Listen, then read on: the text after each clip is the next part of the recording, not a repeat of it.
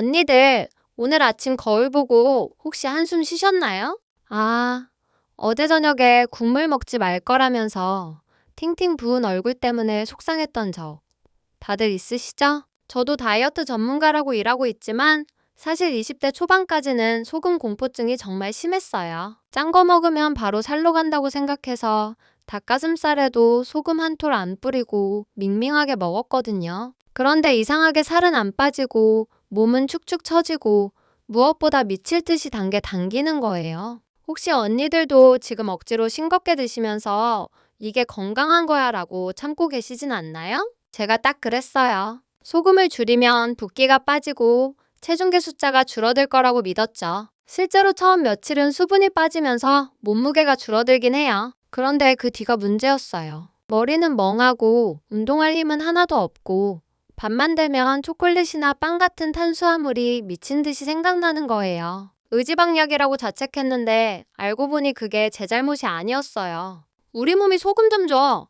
라고 비명을 지르고 있었던 거죠. 소금을 억지로 참으면 우리 뇌는 그 보상으로 설탕을 찾게 설계되어 있다는 사실 알고 계셨나요? 이 악순환을 끊게 해준 책이 바로 제임스 디니콜란 토니오 박사의 The Suffix예요. 이 책을 읽고 저는 뒤통수를 세게 맞은 기분이었어요. 우리가 수십 년 동안 들어온 싱겁게 먹어야 건강하다. 소금은 고혈압의 주범이다라는 말이 사실은 과학적 근거가 아주 빈약하다는 거예요. 오히려 소금은 우리 몸의 배터리를 충전하는 에너지원이고 다이어트를 성공시키는 핵심 열쇠였다는 거죠. 저자는 말합니다. 소금은 죄가 없다.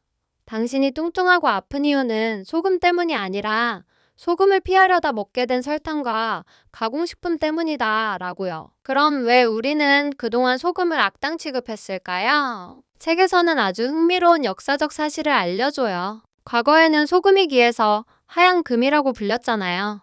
그런데 현대에 와서 고혈압과 심장병이 늘어나자 과학자들은 범인을 찾아야 했어요. 그때 설탕업계가 교묘하게 시선을 소금으로 돌렸다는 주장이 있어요. 사실 혈압을 올리고 혈관을 망가뜨리는 진짜 주범은 인슐린 저항성, 즉 과도한 탄수화물과 설탕 섭취인데 말이죠. 억울하게 누명을 쓴 소금, 이제는 그 오해를 풀어줘야 하지 않을까요? 언니들, 혹시 밥 먹고 나서 꼭 달달한 커피나 디저트 드셔야 하는 분 계신가요? 그게 단순한 습관이 아닐 수도 있어요. 우리 몸에 나트륨이 부족해지면 뇌는 보상 심리로 쾌락, 중추를 자극하는 설탕을 강력하게 원하게 됩니다. 소금을 제한하면 몸은 비상사태를 선포하고 인슐린 수치를 높여서 지방을 꽁꽁 싸매두려고 해요. 살을 빼려고 저염식을 했는데 오히려 지방이 안 타는 몸으로 변하고 식욕만 폭발하는 아이러니한 상황이 벌어지는 거죠. 이 책의 핵심 개념 중 하나가 바로 소금 온도계예요.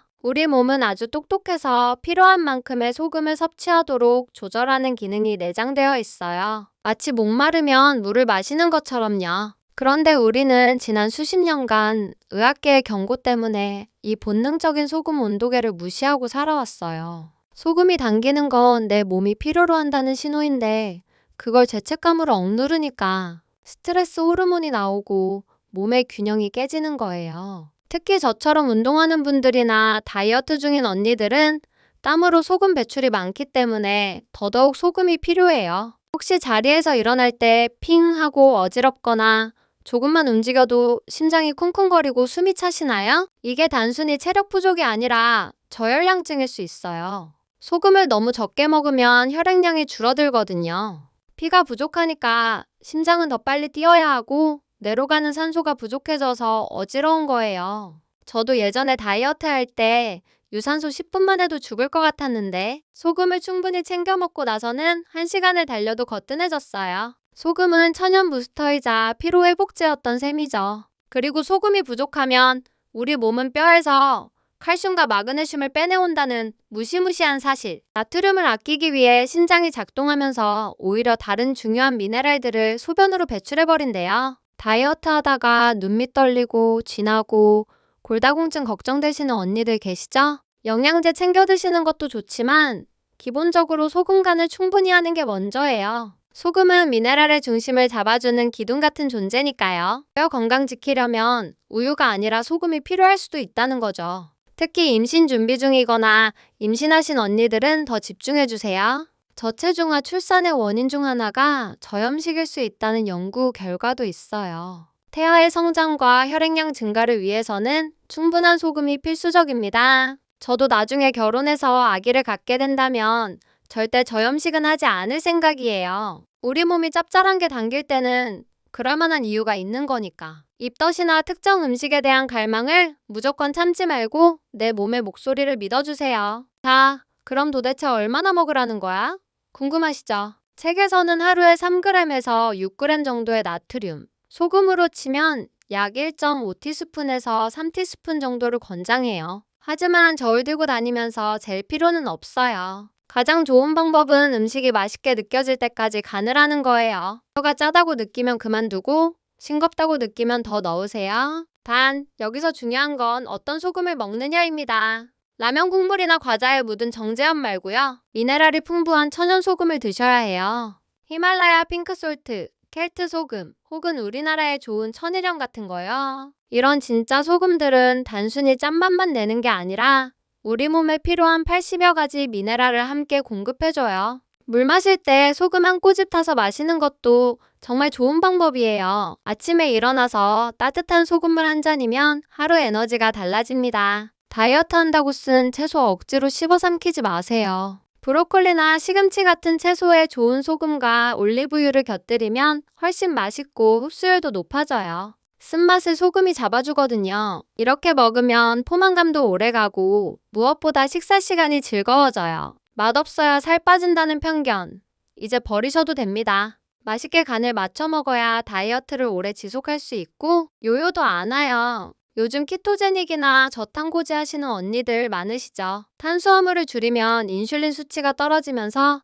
신장이 소금을 쫙쫙 배출해버려요. 그래서 저탄고지 할 때 소금을 안 챙기면 키토플루라고 해서 감기 몸살처럼 알아눕게 되는 거예요. 지방을 태우려면 소금이 점화 플러그 역할을 해줘야 합니다. 탄수화물을 줄일수록 소금은 더 많이 드셔주셔야 한다는 공식 꼭 기억하세요. 운동 전에 커피 대신 소금물 한 잔 어떠세요? 혈류량이 늘어나서 펌핑감도 좋아지고 지구력도 훨씬 좋아져요. 땀 흘리고 나서 맹물만 벌컥벌컥 마시면 전해질 농도가 옅어져서 오히려 탈수 증상이 올 수 있어요. 운동 가방에 작은 소금통 하나 챙겨 다니는 센스! 저도 남자친구랑 등산 가거나 헬스장 갈 때 꼭 챙겨가는데 확실히 덜 지치더라고요. 스트레스 받으면 짠 거 당기시죠? 그건 죄가 아니에요. 부신이 스트레스에 대항하기 위해 소금을 필요로 하는 자연스러운 반응이에요. 이때 떡볶이나 라면 같은 가공된 짠맛 말고 건강한 고기에 소금 콕 찍어 드시거나 미역국 짭짤하게 끓여 드셔보세요. 몸이 원하는 건 나트륨이지 MSG와 밀가루가 아니거든요. 진짜 소금을 주면 거짓 식욕은 사라지고 마음도 편안해질 거예요. 물 많이 마시는 게 피부에도 좋고 다이어트에도 좋다고 해서 하루 2리터, 3리터 억지로 드시는 분들 계시죠? 소금 없이 물만 많이 마시면 몸은 저나트륨 혈증을 막기 위해 그 물을 그대로 배출해요. 화장실만 자주 가고 정작 세포 속은 메말라가는 거죠. 물은 소금을 싣고 가는 배와 같아요. 소금이 있어야 물이 세포 안으로 쏙쏙 들어가서 피부도 탱탱해지고 몸도 촉촉해집니다. 그런데 소금 먹으면 붓잖아요. 라고 반문하실 수 있어요. 맞아요.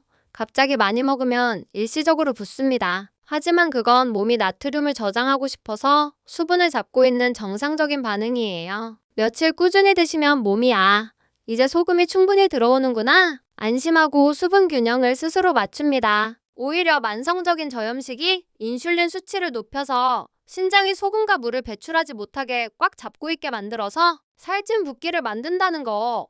이게 진짜 무서운 거예요. 갑자기 소금을 확 늘리기 무서운 언니들은 이렇게 해보세요. 1단계, 가공식품과 설탕부터 끊는다. 2단계, 국물 요리나 고기 드실 때 이 정도면 맛있네 싶을 때까지 간을 한다. 3단계, 운동할 때나 아침에 소금물을 조금씩 마셔본다. 내 몸의 컨디션을 체크해보세요. 아침에 개운하고 오후에 당 떨어지는 느낌이 줄어든다면 잘하고 계신 거예요. 소금은 적이 아니라 내 몸을 지켜주는 가장 저렴하고 강력한 아군입니다. 오늘부터는 식탁 위에 소금통을 두려워하지 마세요. 짜게 먹으면 죽는다는 공포 마케팅에서 벗어나 내 몸이 원하는 목소리에 귀 기울여 주세요. 소금기 있는 식사가 주는 만족감.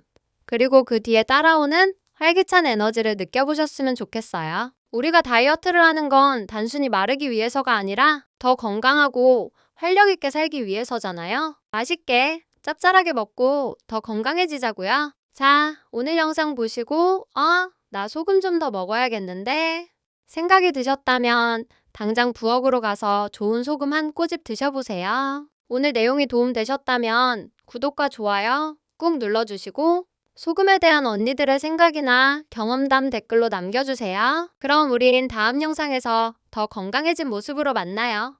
안녕!